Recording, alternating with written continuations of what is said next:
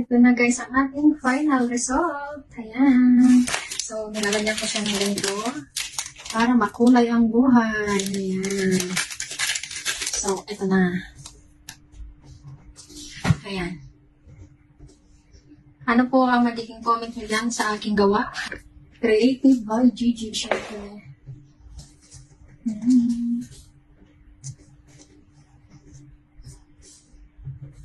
Thank you. Thank you for watching. Ito na po ang ating resulta sa ating live.